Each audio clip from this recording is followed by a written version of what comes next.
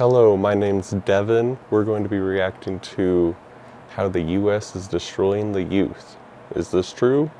What facts does he have to back it up? This is a pretty viral TED Talk, so if you haven't seen it before, you get to watch it this time. But it's pretty interesting. Let's hop right into it. Whoa, oops.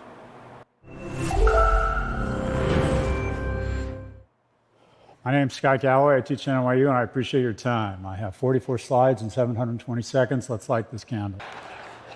Okay. I start us with a question. Do we love our children? Sounds like an illegitimate question, right? Well, I'm going to try and convince you otherwise. Essentially, as we go down generations, we're seeing that for the last 2 generations, people are making less money on an inflation-adjusted basis. In addition, the cost of buying a home, the cost of pursuing education continues to skyrocket. Okay, so the cost of buying a home has skyrocketed. Yes, it has. I mean, I know at least my grandparents got their house for $10,000. That's what they paid. And they did improvement on it throughout the years, and now it's worth well over $500,000. So that's kind of crazy to think in the time that my mom was born to me being born, it had already gone up almost $300,000 in price, and now it's gone up almost another $250,000 since I've been alive. It's pretty wild to think about. This is our pre-tax income. It's pretty good to see this. This is kind of crazy. 74,000 grandparents, parents 70,000, and kids 56,000. That is a pretty drastic decrease in the value that we can actually have. I mean, pre-taxes, our taxes have just skyrocketed over the last few years. Do you remember the Boston Tea Party? The Boston Tea Party was literally everyone so pissed that we had, one tax? And it went to the British. We were so pissed that we went and threw all the tea into the ocean. And we said no to that. We're going to be our own nation. We're not paying your stupid taxes. And now we pay so many taxes, and most of our money just goes overseas. So that sucks for all of us young people. Let's get back into it. Education continues to skyrocket. So the purchasing power, the prosperity, is inversely correlated to age. Simply put, as we get younger, we're taking away opportunity and prosperity from our youngest. The social contract that is now no longer in place, and for the first time in the U.S.'s history, a 30-year-old is no longer doing as well as his or her parents were at 30. This is a breakdown in the fundamental agreement we have with any society, and it creates rage and shame. Rage and shame. No one wants to be living with their parents into their high 20s to 30s even because they can't afford a house. This definitely leads to a lot of shame, and it's very unfortunate that we live in this reality. And what happens when young men are shameful and angry in society? Wars happen. That's what happens when young men are angry and feel like they're not being heard, they're not being respected. It's just a part of our nature. So we're in some dangerous times with how the financial situation is in America. It's putting a lot of people on edge, a lot of angry young men who don't really have anything. They're gonna start fighting one day, and it's not gonna be pretty, unfortunately. I really hope we can fix it so we don't hit this cliff, but I feel like we're already starting to dive headfirst off of it. I'm just like, can we stop? Could we talk about this? Can we fix it? Could we stop sending money to another nation and actually fix our own problems here first? I don't know. I really hope so. As a result, people over the age of 55 feel pretty good about America, but less than 1 in 5 people under the age of 34 feel very good about America. This creates an incendiary. Righteous movements, cuts to our society end up becoming opportunistic infections because, generally speaking, young people have a warranted envy, they're pissed off, and they're angry that they don't enjoy the same spoils and prosperity that were provided to our generation. A decent proxy for how much we value youth labor is minimum wage, and we've kept it purposely pretty low. If it had just kept pace with productivity, it'd be about $23 a share, but we've... I am in Colorado, so our minimum wage is a little bit higher than this, but it's nowhere near $22. And I know how minimum wage can be bad for like smaller companies, but almost every company is owned by a corporation now, especially after COVID. There are very few family-owned businesses anymore, so we need to do something about that, honestly, more than just the wage thing, because family-owned businesses also try and take care of their workers way more than corporations who don't know any of their employees' names. Decided to purposely keep it low, out of reach. Median home price has skyrocketed relative to median household income. As a result, pre-pandemic, the average mortgage payment was $1,100. It's now $2,300 because of an acceleration in interest rates and the fact that the average home has gone from $290,000 to $420,000. By the way, the most expensive homes in the world, based on this metric, are number 3, Vancouver. Why? Because 60% of the cost of building a home goes to permits. Because guess what? The incumbents that own assets have weaponized government to make it very difficult. Yeah, they tax everything. You have to get a permit for that. You have to pay a tax for this. You have to sign up for that. They make it so difficult to even build these properties. That's why they cost so much. And then the builders are skimping on materials because they're paying so much just for getting the right to build. It's insane. So if you want to live anywhere near stuff, you're going to have to pay crazy fees. There's going to be special ones for the city that you live in, for the county. They have different everywhere. But Vancouver, Canada, they are all about taxes. All about taxes and control. That government loves to take as much money as they can. And unfortunately, we're seeing that a lot here in America now, too. For new entrants to ever get their own assets, thereby elevating their own net worth. This is the transfer I'm going to be speaking about. This has resulted in an enormous transfer of wealth, where people over the age of 70 used to control 19% of household income, versus people under the age of 40 used to control 12%. Whoa. You see the other graph that just popped up? I don't know why I'm trying to point when I have a mouse, but look at that. That's a pretty big difference in 30 years, 34 years. That's insane. They've gotten a whole 11% richer, while people under 40 have gotten 5% poorer. But I mean, that's what happens, right? Who built these corporations? They're not the young people, they're the old people. So now that they're controlling everything, of course all the money is with the rich old people, and they make it almost impossible for young people to make a decent living because they don't pay for crap at corporations, you know? They don't really care about you. They don't care about your safety. They don't care about you at all. That's why we're also becoming a lot more entrepreneurs as young people, because we realize if you want to get paid what you're worth, you have to start it from scratch, basically, which is unfortunate. 12, their wealth has been cut in half. This isn't by accident, it's purposeful. This is me at UCLA in 1987. I know your first thought is I haven't changed a bit. This is also Mia Silverio, who is the analyst that put together these slides. By the way, Mia is 26. I did the math. Just by virtue of her being in this audience, it brings the average age of the entire conference down 11 days. When I applied to UCLA, the admissions rate was 76%. Today, it's 9%. I received a 2.23 GPA from UCLA. I learned nothing but how to make bongs out of household items in every line from Planet of the Apes. And the greatest public school in the world, Berkeley, decided to let me in with a 2.27 GPA. And that's what higher ed is about. Higher ed is about taking unremarkable kids and giving them a shot at being remarkable.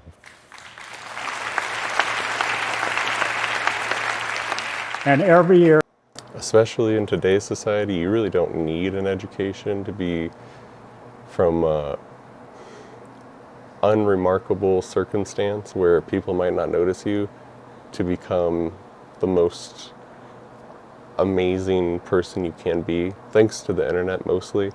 It is unfortunate how bad our school system is, especially if you're born in a poor community, because, you know, we don't share our taxes with all the schools. Only the ones that live in this very specific housing area over here get that much money. And then everyone else, they go to this area. It's a whole mess. But at least you don't need college now to do that. Honestly, college might just be a huge waste of money nowadays because it puts you in debt for the rest of your life. And those interest rates are ridiculous at a point where they don't really teach you what interest rates do or how they work. It's fantastic. It's that or the military, right? That's all high school shows you. Military, college. Those are your two options. There's so many more than two options. Try and find them. They're not widely talked about. Here, it's gotten more expensive. Higher ed and homes, and the ability, not only is higher ed incredibly expensive, it's not accessible because me and my colleagues are drunk on luxury, and I'll come back to that. We've embraced the ultimate strategy. Me and my colleagues in higher ed wake up every morning and ask ourselves the same question when we look in the mirror. How can I increase my compensation while reducing my accountability? And we have found the ultimate strategy. It's called an LVMH strategy, where we artificially constrain supply to create aspiration and scarcity such that we can raise tuition faster than inflation. And old people and wealthy people have done the same thing with housing. All of a sudden, once you own a home, Yeah, how crazy is that? The government helps subsidize and we've just made education more and more expensive. But have the facts gotten more expensive? Have they become harder to know? No. In fact, college is less necessary today because everyone goes. So if everyone goes to college, how does that make you stand out? It doesn't. you become very concerned with traffic, and you make sure that there's no new housing permits. And here is a memo to my colleagues in higher ed. We're public servants, not fucking Chanel bags.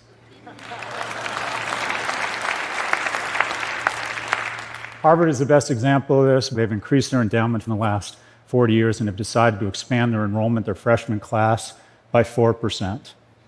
Any university that doesn't grow their freshman class faster than population, that has over $1 billion in endowment, should lose their tax-free status because they're no longer in higher education. They're a hedge fund offering classes. Literally a hedge fund offering classes with tax exemptions. Like, how crazy is that? They're allowed to charge whatever they want. They're making crazy money, or at least the people at the top are, and the education's not getting any better.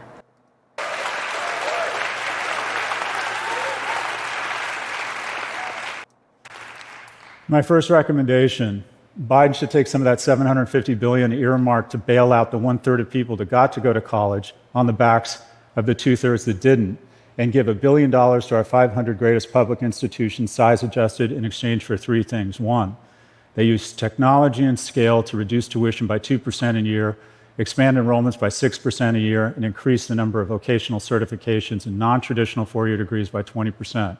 Where does that get us?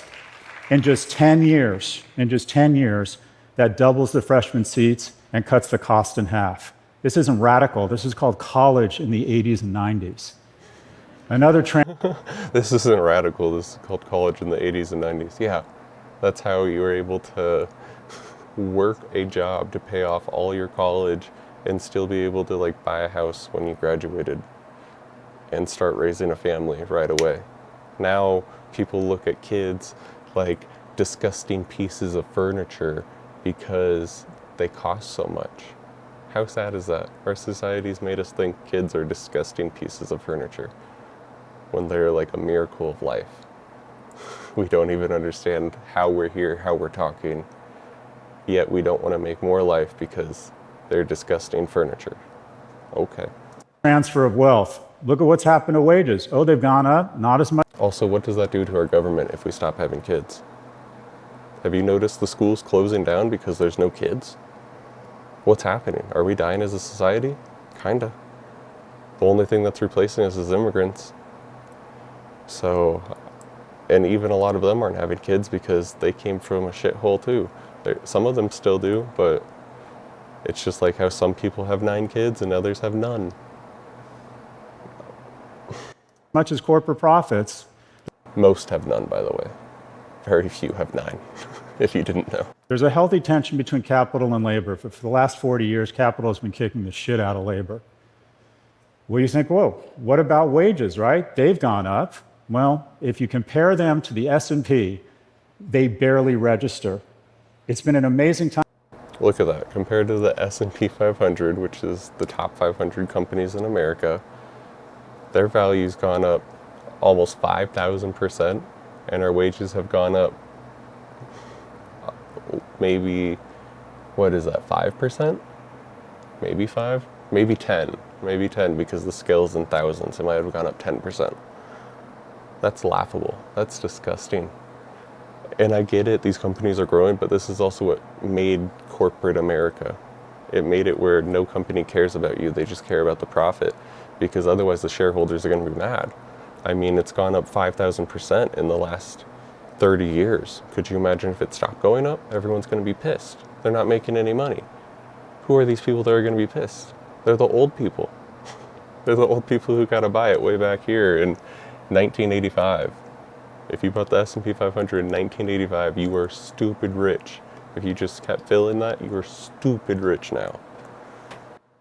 Time to own assets, but your attempt to get the certification or the income such that you can acquire assets has gotten harder and harder. In my class of 300 kids, How can you do that when you have a million bills and you're in a ton of debt right out of high school? How are you going to start investing?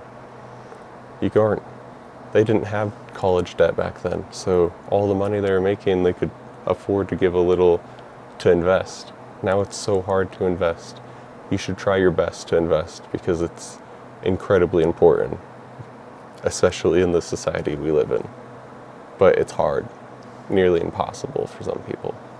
it's never been easier to be a billionaire. It's never been harder to be a millionaire. By the way, our job in higher ed isn't to identify a top 1% of people who are freakishly remarkable or happy. Yeah, once you make it to a million, it's so much easier to get to a billion, just because you can invest so much more. But to get to a million, that means that you might have been eating ramen for the last 3 years and saving every penny you could and living with your parents. That's how you get to a million. Unless your parents were already millionaires, like most of the billionaires are, you know? If your parents were millionaires, you're probably going to be a billionaire. If your parents were broke, you may escape it, just barely, by the skin of your teeth. Have rich parents and turn them into a superclass of billionaires. It's to give the bottom 90 a chance to be in the top 10. You know who doesn't need me or higher education? The top 10%. The whole point of higher ed is to give the unremarkables, i.e. yours truly, who was raised by a single immigrant mother, a shot of being remarkable. The transfer has been purposeful. That must have been very hard growing up. And that's why he's so passionate about this clearly, is because he wants someone that is in his past shoes to be able to walk in his future shoes. I hope someone gets the chance to do that. I hope he makes an impact. I think my mouth's getting a little dry, so I'm gonna be right back. Okay. Got my dry mouth situation figured out with some water. Agua is important. Okay, let's get back into this. Corporations and the ultra wealthy continue to garner more and more of our wealth. We have decided, I know, if they win the gold, let's give them the silver and the bronze and let's lower their taxes. This transfer is purposeful. It's not by accident. And Look at that. Corporate versus individual taxes. We used to have so much more.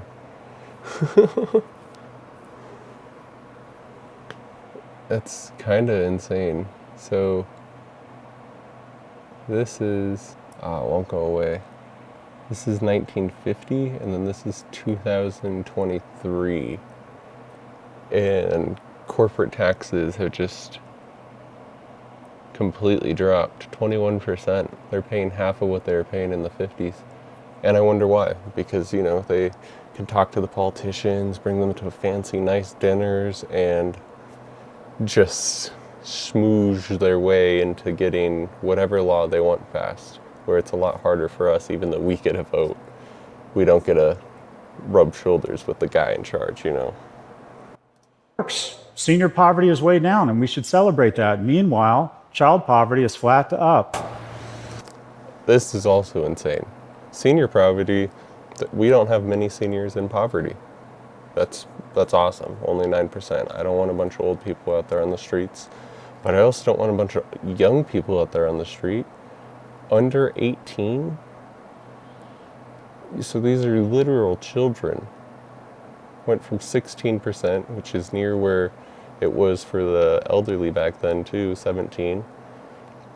And now it's 19% because no one can afford anything? I mean, where are these kids going? Are they just living in shelters? And some of them might not even be reported, right? So it could be higher than 19%. That's scary. Again, a bunch of young, angry people. If you were born homeless, that's probably one of the toughest things you could be born into, is homeless. And no one's going to give you a hand, almost no one. I hope people will, but our society just, we're not reaching out enough, unfortunately, to help cure this. This should be number one priority, not sending money to other countries. The third rail, I'm going to talk about Social Security. It would cost $11 billion to expand the child tax credit, but that gets stripped out of the infrastructure bill. But the additional $135 billion a year to Social Security, that flies right through Congress. And every year we transfer $1.4 trillion from a cohort that is increasingly doing less well to the cohort that is the wealthiest cohort in the history of this planet. I'm not against Social Security, but the criteria should be if you need it, not whether you have a catheter. 80% of you have absolutely no reason to ever take Social Security. It is bankrupting our nation, and we have fallen under this mythology that somehow it's this great social program. No, it's not. It's the great... Social Security was only supposed to last a few years. It wasn't supposed to last forever. It wasn't designed like that, and people are living way too old, and they didn't take that into account. Yeah, you're bankrupting, you're literally stealing money from your kids if you use Social Security, especially if you don't need it. And it looks like most of you don't need it. Most elderly people don't need it at all. They're just cashing in. Great transfer of wealth from young to old. How is this happening? Because our representatives are in fact representative. Old people vote. Washington has become a cross between the land of the dead and the Golden Girls. Literally. And guess who's making a shit ton of money off of these stocks? Right there, Nancy Pelosi. She invested into NVIDIA AI right on time, and she's already made an insane amount of money off of that. And now you can copy her trades, which just makes her even more money if you copy all of her trades. But I mean, you'll probably benefit because she's insider trading on every single trade. She only does trades that she knows are going to go up. She has a better record than any of the famous stock traders in history. Quite frankly, this is fucking ridiculous. And if I sound ageist, I am. And you know who else is ageist? Biology. When Speaker Pelosi had her first child, get this, 2/3 of households didn't have color televisions, and Castro had just declared martial law. But she's supposed to understand the challenges of a 7... Oh, I'm sure she understands the youth real well, considering her kid's 57 years old. She's definitely young and hip with it. She only cares about herself and her family. It's insane. 17-year-old girl who's 5'9", 95 pounds, getting tips on dieting and extreme dieting from Facebook. She's supposed to understand the challenges that a 27-year-old single mother face. By the way, young and dreamy. Young and dreamy.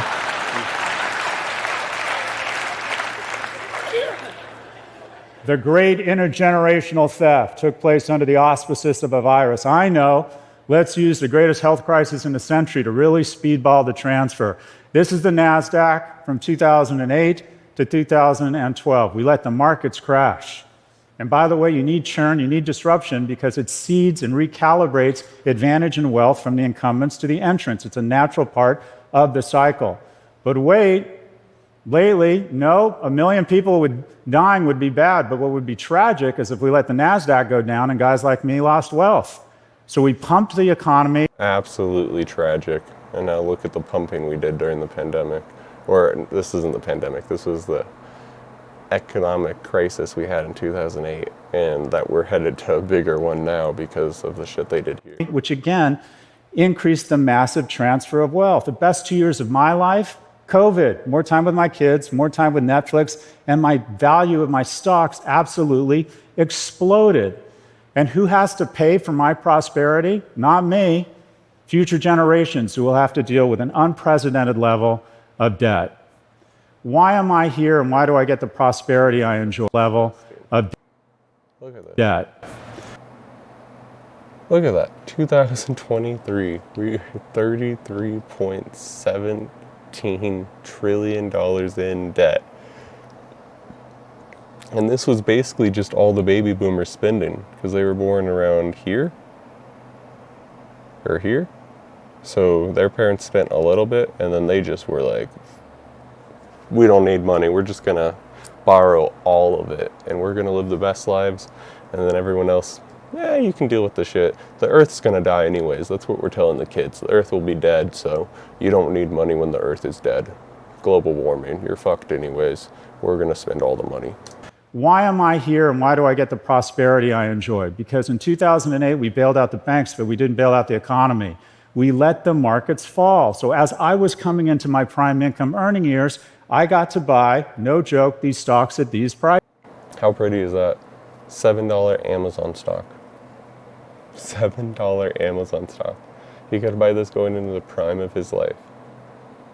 All of these are worth an insane amount now. $10 Netflix, $7 Apple, the best one by far though, $7 Amazon. Wow. I would put all my money into that. I mean, obviously it wasn't a guarantee, but it was already making moves in 2010. It was clear enough to see that Amazon and Apple for sure were going to make it. Prices. This is where those stocks are now. Where does a young person find disruption? When you bail out the baby boomer owner of a restaurant, all you're doing is robbing opportunity from the 26-year-old graduate of a culinary academy that wants her shot. We need disruption.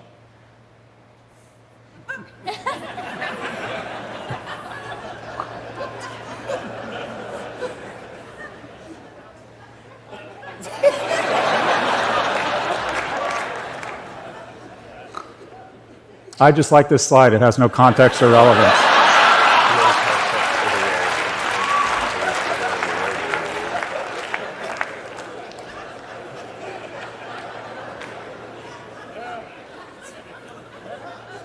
We're economically attacking the young, but I know, let's attack their emotional and mental well-being. Let's take advantage of the fact of the flaws in our species with medieval institutions, Paleolithic instincts, and godlike technology. I'm just going to Yes, let's put the most savage people, teenagers, on the internet who are just emotional balls of energy. Let's put them on the internet where they can say anything and not get punched in the face. I think everything's going to work out great and that no one's going to self-harm because they think they deserve to have the punishments these people want to do to them. No, that won't happen. I think Mark Zuckerberg has done more damage to young people in our nation while making more money than any person in history. Oh, but wait, what could be worse? It's as if we let an adversary implant a neural jack into our youth to raise a generation of civic, military, and business leaders that hate America. How can we be this stupid? Yeah, TikTok, literally building to get our children to hate America and its fundamentals. All at the same time while the old people are screwing us. Big ball of anger. All the young people are a big ball of anger besides the few who have made it. The few, the handful. All right, this all adds up to a bunch of graphs all headed up and to the right. And what are they? What's the first one?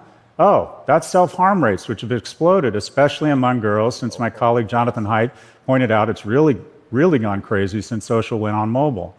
What's the next one? Teens with depression. The next one, men and women not having sex. Biggest fear of my parents was that I was going to get in too much trouble. My biggest fear, honestly, is that my kids aren't going to get into enough trouble. By the way, my advice to every young person You learn a lot by getting in trouble. watching this program is go out, drink more, and make a series of bad decisions that might pay off. That's your best bet nowadays, honestly. Make a series of bad decisions that might pay off. And that's called living life, honestly. That was the American dream. Living life, knowing that America is the best country in the world, we have freedom, and we can actually control our government. It shouldn't be controlling us, but unfortunately, corporations and government are controlling us pretty hard right now, so rebel. Next graph, cumulative gun deaths. You're more likely to be shot in the United States if you're a toddler or an infant than a cop. Next graph, obesity, way up. By the way, That's pretty crazy. You're more likely to be shot if you're a toddler and an infant than if you're a cop. That's an insane stat, too. All of these are just insane stats. This video could really have been called Insane Stats. industrial food complex wants to addict you to shitty, fatty food so they can hand you over to the industrial diabetes complex. We should not romanticize obesity. You're not finding your fucking truth. Oh yeah, Big Pharma. Sugar is a drug. It's one of the most addictive drugs. But do you know why it's legal? How easy is it to control people when they don't have energy and they're incredibly fat? Pretty easy to control a bunch of fat, lazy fucks, isn't it? It's disgusting. And then we just sell them onto Big Pharma. That's all you do. And Big Pharma actually owns a lot of these sugary companies, or at least they're tied together somewhere, somehow. If you're finding diabetes, overdose deaths, way up, deaths of despair. When I was in high school, it was drunk driving. Now it's kids killing themselves. Young people don't want to have. Yeah, because not only are all these terrible things happening to the young, but we have the internet, so there's literally videos telling us how fucked we are. So yeah, mental health is not that great. Why would it be if you're young? You know that you're gonna graduate high school and then you're either gonna go to college where you'll be indebted for the rest of your life, join the military where you're gonna give up your life for the government, or do neither and all your teachers tell you that you'll be destined to be fucked for the rest of your life. It sounds like I'm fucked no matter what. Kids anymore. 2/3 of people aged 30 to 34 able-bodied used to decide to have at least one child. It's been cut in half. It's now less than a third, 27%. As a result, people over the age of 60 in the US, pretty happy. People under the age of 30, not so much. Some of the lowest in the free world. That's a disgusting stat. Some of the lowest in the free world. We are the saddest people. Old people are living it up though. They're doing whatever they want. They have made an insane amount of money off of a house that they bought for $10,000, paid it off in 3 years, and all the stocks that they gotta buy for pennies. What can we do? Nothing wrong with America that can't be fixed with what's right with it. We got the hard stuff figured out. There are programs to address all of these issues that cost a lot of money. That's the hard part. And we have figured this out. In just 5 minutes post an earnings call, we can add $250 billion to the economy. We've got the hard part figured out, the resources. We have the money, but we decide not to do it. This is per capita spending on childcare in the United States relative to other nations. Look at that, $1,000? That's insane. Norway, 3K? Wow. Insane. We don't care. We don't care about our children in America at all. Give them an iPad and tell them to shut up. Again, they're disgusting furniture. Snot comes out of them, shit comes out of them. And they cost an insane amount of money and the government's not gonna really help you with that. Unless you have 30. You wanna have 30 kids? This is housing permits. Things are doable. We increase minimum wage to $25 an hour. It goes into the economy. The wonderful things about low and middle income households is they spend all And it would still be insanely expensive to have 30 kids. Again, you're only getting 1,000. their money. We have to have a restore or a progressive tax structure with alternative minimum tax on corporations and wealthy individuals. We need to refund the IRS. We need to reform Social Security. It should be based on whether you need the money, not on how old you are. We need a negative income tax. My friend Andrew Yang screwed up a great idea, but he branded it incorrectly. Instead of calling it UBI, he should have got Republicans on board by calling it a negative income tax. We need to eliminate the We really should have, because, yeah, we can't keep having all the wealth only be with really old people. It's going to destroy us all. capital gains tax deduction. When did we decide that the money that capital earns is more noble than the money that sweat earns? Shouldn't it be flipped? We need to remove 230 protection for all algorithmically elevated content. We need identity verification. The reason we can have identity verification is because we have a First Amendment. Break up big tech. We have monopolies that are incurring greater and greater costs on every small business and parents because, again, Massive monopolies that we need to destroy. I thought monopolies were illegal. No, They're the government's favorite thing, apparently. And see above, our representatives don't understand these technologies. We need to age gate social media. There's absolutely no reason anyone under the age of 16 should ever be on social media. No, I might even raise that to it. No one under 18 should be on social media. 16? There should be no kids on the internet, honestly. I mean, it fucked me up. Did it mess you up? Are you fucked up now because of it? Let me know. Comment down below. And also, we're going to quickly like this video, and I'm going to subscribe too. And I would love it if you liked and subscribed as well. It really helps the channel grow, helps me know that you guys like these kind of videos. We'll get right back into it. We need universal pre-K. We need to reinstate the expanded child tax credit. We need term limits, see above Andrew Yang. We need income-based affirmative action. Any visible signs of affirmative action make no sense at all. You would rather be born gay or non-white in the United States today than poor, and that's a sign of our progress and our need to recalibrate who we give advantage to. Affirmative action, of which I'm a beneficiary of, I got Pell Grants, I got unfair advantage. Affirmative action is a wonderful thing, and it should be based on color. It should be based on green, how much money you have or don't have. Expand college enrollment and vocational programs, mental health, ban phones in schools, invest in third places, big brothers and sisters programs. I don't think phones should be banned in schools. I could see them being a little more strict about you being on them in class, but you should be able to contact people, you know, whenever. We need national service. We need to tell people in the United States and Canada that they live in the greatest countries in the world, and we need to remind them of that every day by exposing them to other great Americans where they feel connected tissue. We can do all of this. We can do all of it. We have the resources. The question is, do we have the will? This is my last slide. It is an emotionally manipulative slide to try and get you to like me more. But it does have a message. This is the whole shooting match. Anybody here without kids, ask someone with kids. You have your world of work, you have your world of friends, you have your world of kids. Something happens here, your whole world shrinks to this.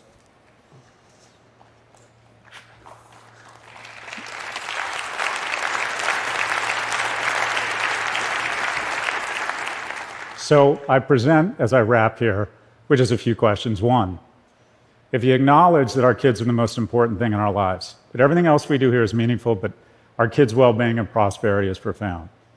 If you acknowledge that they're doing more poorly than previous generations, if you believe there's a chance that the illusion of complexity has done nothing but provide cloud cover for the unbelievable transfer of goodwill, of well-being, and of prosperity from young to old, and if you believe we can actually fix these problems and we have the resources, then I present to you, I posit, I augur the question that I hope has more veracity than it did 17 minutes and 24 seconds ago.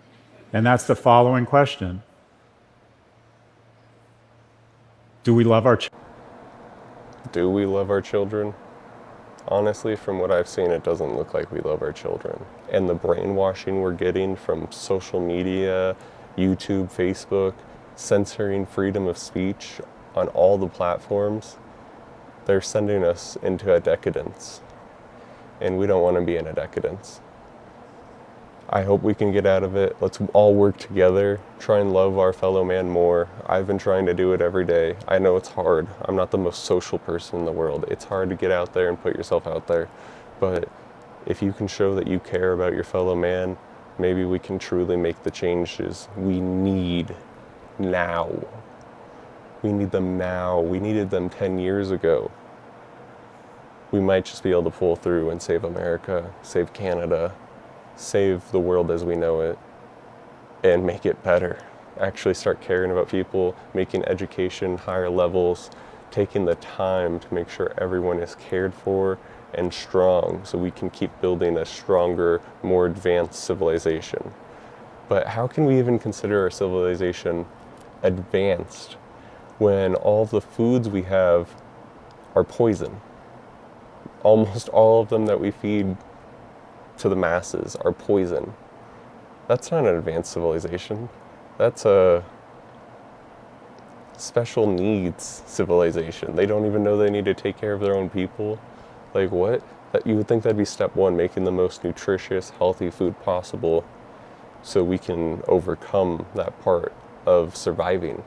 But no, instead it's to poison you, make you dumb, make you lazy, make you slow. And our education system is designed to do the same thing. Make sure you follow orders. That's the biggest thing education teaches you, is to follow orders. Well, you should disobey orders. You should think about yourself, you should think about your community, and do what's best for everyone, not just the boss man, El Jefe. No, fuck that. You are smart enough to make your own decisions. Remember that. Okay? This is all for today's video. I hope you all have a great day. I will see you later. Bye. Like, comment, and subscribe. The dumbest question is the one you didn't ask. We're gonna create a better future together. I know we will create a better future together, okay? We got this.